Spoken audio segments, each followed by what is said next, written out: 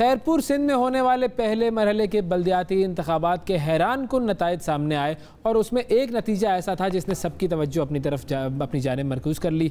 Municipal committee के ward number 1 में आज़ाद उम्मीदवार थी परवीन शेख साहिबा, और परवीन शेख साहिबा का ताल्लुक़ एक बहुत ही गरीब ख़ानदान से है और उनके जो घर वाले हैं उनका बेसिकली ज़रिया मुआश क्या है, गधा गाड़ी चलाते हैं और उस पर जो है वो सामान लादना और लेकर जाना और उससे वो अपनी गुजर बसर करते हैं। और उन्होंने परवीन शेख साहिबा ने हिस्सा लिया इस इलेक्शन में और भारी अक्सरियत से वहाँ पर जो डोमिनेंट पार्टी है पीपल्स पार्टी, उसके उम्मीदवार को शिकस्त भी दे दी।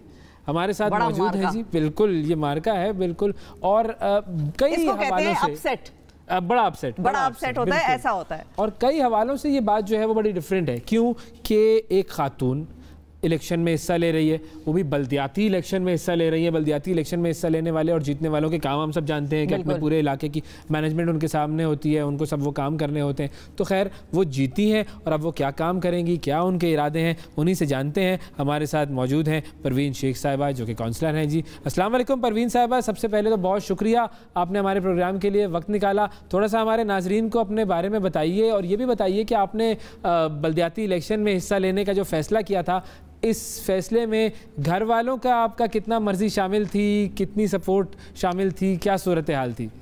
नाम है परवीन शेख और मेरे अब्बू का नाम है गुलशन शेख, और मेरा अब्बू जो एक खोता गाड़ी बांधता है।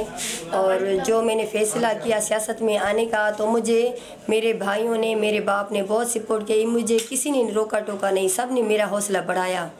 माशाल्लाह माशाल्लाह, ये देखें, ये सबसे बड़ी बात है। हाँ, रोका टोका भी नहीं, हौसला बढ़ाया। फैमिली भी एनकरेजिंग थी डिस्पाइट के वो किस स्ट्रेटा से सोसाइटी के ताल्लुक रखते हैं। और अच्छा ये बताइए परवीन साहिबा कि आप एक खातून हैं और हमारे यहाँ तो आम तौर पर ख़वातीन का पब्लिक स्पेस में मर्दों के दरमियान बहुत ज़्यादा जो आमदोरफ्त है वो मुश्किल होती है। आप इलेक्शन लड़ रही थी और आपका मुकाबला भी एक मर्द से था, दूसरी पार्टी भी बड़ी इन्फ्लुएंशियल है, बड़ी भारी जिसको कहते हैं कि पार्टी है, तो किन मसाइल का आपको सामना करना पड़ा?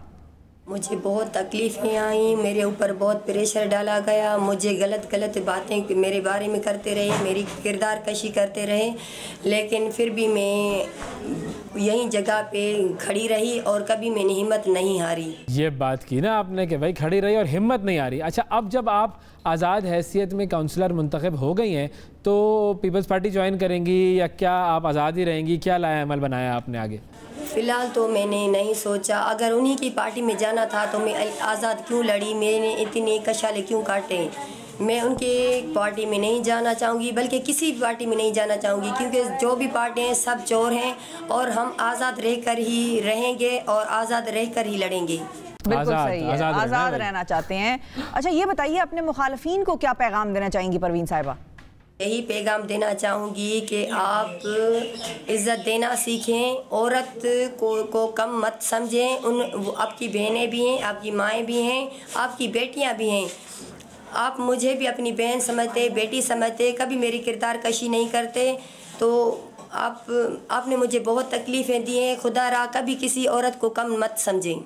बिल्कुल सही कहा आपने, वाकई ये जो किरदार कशी होती है बस यही एक आखिरी हथियार रह जाता है। बिल्कुल, जब आपने किसी औरत से बताना होता है औरत के बारे में कि ये किसी काबिल नहीं है, तो सबसे पहला इल्ज़ाम यही है जो सबसे आसानी से लगाया जाता है कि इसका किरदार सही नहीं है, जो कि बहुत ही गलत चीज़ है। अच्छा, ख़वातीन को आप क्या पैगाम देना चाहेंगी परवीन साहिबा? मैं उनको यही पैगाम देना चाहूँगी कि ज़रूरी नहीं है कि आप सियासी ख़ानदान से हों या आपकी सियासी पार्टियां आपको दावत दें, टिकटें दें तो तब बाहर आएँ। आप हौसला रखें और ज़रूरी आप भले गरीब ही हों लेकिन बाहर आएँ, हिम्मत रखें, हौसला रखें और मंजिल अल्लाह की आपकी अल्लाह पाक आसान करेगा और मकसद में कामयाब हो जाएंगी। सिर्फ हिम्मत रखें, हिम्मत रखें जी, हिम्मत रखें और घबराना नहीं है और निकलें अपने मकसद को अचीव करने के लिए निकलें। मुश्किलात भी आएंगी लेकिन अगर मुश्किलात को फेस नहीं करना और घर ही बैठना है तो फिर तो आपने कहीं नहीं पहुंचना, तो कुछ भी नहीं कर सकते। अब देखें ना, आप इनके साथ सूरत हाल क्या थी कि एक इंतहाई गरीब ख़ानदान, गधा गाड़ी चलाने वाले वालिद साहब और बहुत सारे लोग तो यही हिम्मत हार देते हैं कि हमारे पास तो वसाइल ही नहीं है, हम तो कुछ कर ही नहीं सकते। लेकिन आप चाहे कितने भी गरीब हों, आपके पास चाहे कितने भी कम रिसोर्सेज हों, परवीन साहिबा इस बात की मिसाल हैं कि अगर आप हिम्मत करेंगे तो हर चीज़ हो सकती है। बहुत शुक्रिया अदा करेंगे परवीन साहिबा, आपका वक्त दिया आपने और अपने इलाके के लिए काम कीजिए और बड़ा ज़बरदस्त काम कीजिए जी, बहुत शुक्रिया आपका।